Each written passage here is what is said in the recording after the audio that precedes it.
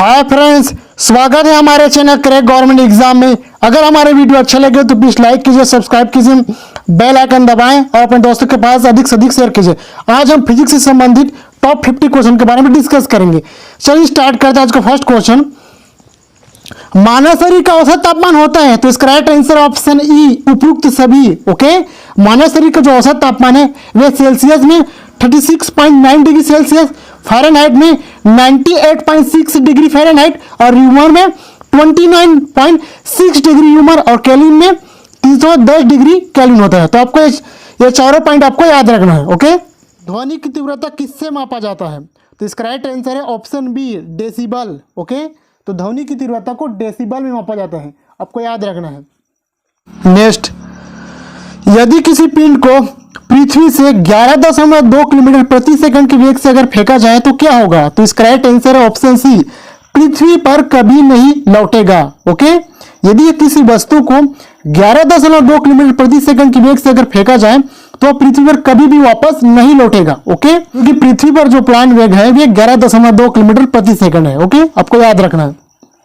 Next, यदि हम भूमध्य रेखा से ध्रुवों की ओर जाते हैं तो जी का मान क्या होता है? तो इसका राइट आंसर है ऑप्शन ए, घटता जाता है। ओके, जैसे जैसे हम ध्रुवों की ओर जाते हैं तो जी का मान यानी कि गुरुत्वीय त्वरण का मान घटता जाता है। ओके, लेकिन ध्रुवों पर जी का जो मान है यानी कि गुरुत्वीय त्वरण का मान अधिकतम है। ओके, आपको याद रखना है कि जो उत्तरी ध्रुव और दक्षिणी ध्रुव पर जी का मान यानी कि गुरुत्वीय त्वरण का मान अधिकतम है, परंतु जब हम ध्रुव की ओर जाते हैं यानी कि नॉर्थ ध्रुव और साउथ ध्रुव की ओर जाते हैं तो जी का मान धीरे धीरे कम होता है। ओके, आपको याद रखना है।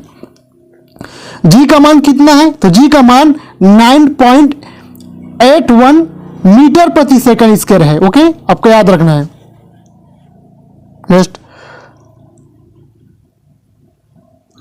भू स्थिर उपग्रह का आवर्तकाल होता है, तो इसका राइट आंसर है ऑप्शन बी, 24 घंटे यानी कि एक दिन। ओके, आपको याद रखना है कि भू स्थिर उपग्रह का जो आवर्तकाल होता है वो 24 घंटे है। ओके, कभी कभी एग्जाम में 23 घंटे 56 मिनट और 8 सेकंड भी दिया जा सकता है, तो आपको यह भी पॉइंट याद रखना है। भू स्थिर जो उपग्रह होते हैं वे पृथ्वी से कितनी ऊंचाई पर स्थित होते हैं? तो यह 36,000 किलोमीटर की ऊंचाई पर स्थित होते हैं, आपको याद रखना है। ओके, भू स्थिर जो उपग्रह होते हैं वे कृत्रिम उपग्रह होते हैं। ओके, जो कि पृथ्वी की परिक्रमा करते रहते हैं। ओके, यह एक संचार उपग्रह है, आपको याद रखना है। नेक्स्ट, वर्षा की बूंद गोलाकार होती है, तो इसका राइट आंसर है ऑप्शन ए, पृष्ठ तनाव के कारण। ओके, जो पृष्ठ तनाव के कारण क्या होता है कि जो वर्षा की बूंदें या पारा की जो बूंदें होती है वे गोलाकार होती है, तो आपको याद रखना है। नेक्स्ट, प्रकाश वर्ष इकाई है, तो इसका राइट आंसर है ऑप्शन सी, दूरी की। ओके, आपको याद रखना है कि जो प्रकाश वर्ष है वे दूरी की इकाई। ओके, यह एक क्या है? खगोलीय मात्रक है, तो आपको याद रखना है। नेक्स्ट, क्यूरी किसकी इकाई का नाम है? तो इसका राइट आंसर है ऑप्शन डी, रेडियो एक्टिव धर्मिता। ओके, आपको याद रखना है कि जो क्यूरी जो है वे रेडियो एक्टिव धर्मिता की इकाई है। नेक्स्ट, वायुमंडलीय दाब किस यंत्र द्वारा मापा जाता है? तो इसका राइट आंसर है ऑप्शन ए, बैरोमीटर। ओके, वायुमंडल के जो दाब होते हैं इसे बैरोमीटर से मापा जाता है और वायुमंडल की जो आर्द्रता को किससे मापा जाता है? तो इसे हाइग्रोमीटर से मापा जाता है, आपको याद रखना है। नेक्स्ट, क्यूसेक से क्या मापा जाता है? तो इसका राइट आंसर ऑप्शन बी, जल की बहाव। ओके, आपको याद रखना है कि क्यूसेक से सिर्फ जल की बहाव को मापा जाता है, न कि जल की मात्रा को और न ही जल की शुद्धता को और न ही जल की गहराई को। क्यूसेक से मात्र जल की बहाव को मापा जाता है, तो आपको याद रखना है। Most question. नेक्स्ट, गुरुत्वाकर्षण के सार्वभौमिक नियम का प्रतिपादन किसने किया? तो इसका राइट आंसर है ऑप्शन बी, न्यूटन ने। ओके, आपको याद रखना है कि जो गुरुत्वाकर्षण के सार्वभौमिक नियम का जो प्रतिपादन न्यूटन ने किया है। ओके, नेक्स्ट, कैंडला की मात्रक है, तो इसका राइट आंसर ऑप्शन ए, ज्योति तीव्रता। ओके, ज्योति तीव्रता जो है वह कैंडला की मात्रक है यानी कि यूनिट है, आपको याद रखना है। नेक्स्ट, ताप का एसआई मात्रक है, तो इसका right answer option D, kelvin. Kelvin जो है वे ताप का एसआई मात्रक है। ओके, आपको याद रखना है। नेक्स्ट, दूध की शुद्धता मापने के लिए किस यंत्र का उपयोग किया जाता है? तो इसका राइट आंसर है ऑप्शन ए, लैक्टोमीटर। ओके, लैक्टोमीटर द्वारा दूध की शुद्धता मापा जाता है। नेक्स्ट, एक्सरे का आविष्कार किसने किया? तो इसका right answer option D, Wilhelm Conrad ने। ओके, एक्सरे का आविष्कार किया। अगर हम बात करें कि इस एक्सरे का उपयोग किसमें किया जाता है, तो एक्सरे का जो उपयोग होता है वे टूटी फूटी हड्डियों का जो पता लगाने में किया जाता है। इसके अतिरिक्त कैंसर के इलाज में भी इसका उपयोग किया जाता है, तो आपको याद रखना है। नेक्स्ट, दाब का एसआई मात्रक है, तो इसका right answer option D, pascal. Okay, दाब का जो एसआई मात्रक है वो पास्कल है। आगे रखना है कि दाब का मात्रक न्यूटन प्रति मीटर स्क्वायर भी होता है, आपको याद रखना है, या फिर पास्कल होता है। यानी कि ये दोनों जो मात्रक है ये दाब का ही मात्रक है, आपको याद रखना है। नेक्स्ट, प्रेशर कुकर में खाना जल्दी पकता है, तो इसका राइट आंसर है option A, C. Okay, pressure cooker में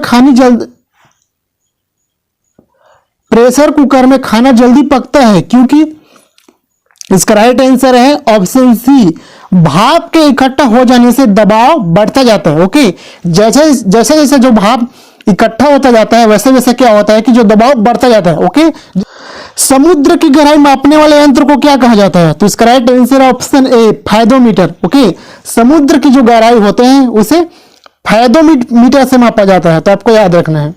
नेक्स्ट, गति के नियम का प्रतिपादक कौन है? तो इसका right answer option B, Newton ने। ओके, तो न्यूटन ने गति के 3 नियम दिए हैं जिसे गति का नियम कहते हैं। ओके, आपको याद रखना है। इसके बारे में हम आगे क्लास में डिस्कस करेंगे। नेक्स्ट,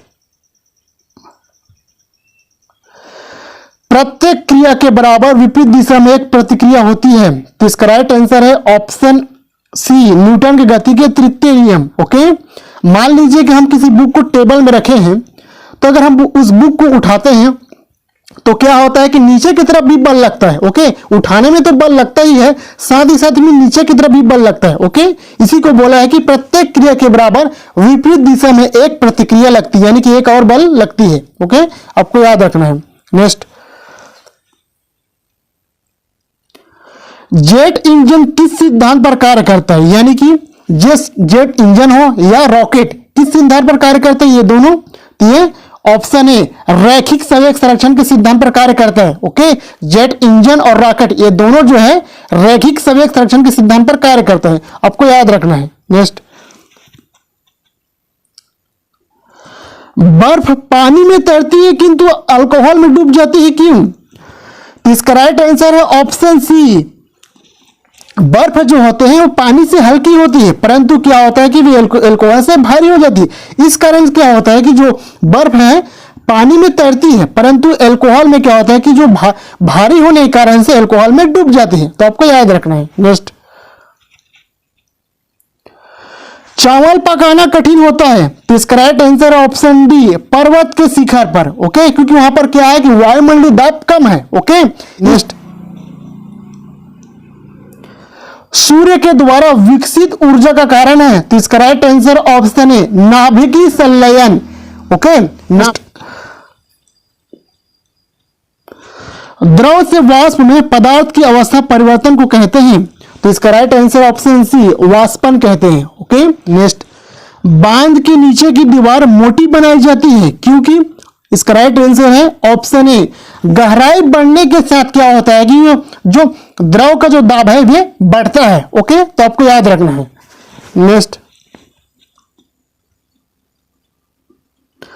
साबुन के बुलबुले सफेद प्रकाश में दिखने पर रंगीन दिखाई देता है, इस घटना का कारण है? तो इसका राइट आंसर ऑप्शन सी, वैतीकरण। ओके, जो साबुन के जो बुलबुले हैं ये सफेद प्रकाश में देखने पर रंगीन दिखाई देते हैं, तो आपको याद रखना है। नेक्स्ट, थर्मोस्टेट वह यंत्र है जो? इसका राइट आंसर ऑप्शन सी, किसी निकाय या किसी यंत्र का तापक्रम को स्वनियंत्रित करता है। ओके, उसे क्या कहते हैं? थर्मोस्टेट कहते हैं। ओके, आपको याद रखना है। नेक्स्ट, ऊष्मा का सबसे अच्छा चालक कौन सा है? तो इसका राइट आंसर ऑप्शन सी चांदी। ओके, चांदी जो है वे ऊष्मा का सर्वोत्तम चालक है।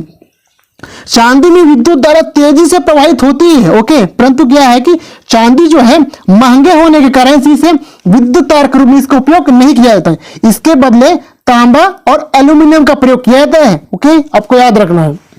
नेक्स्ट,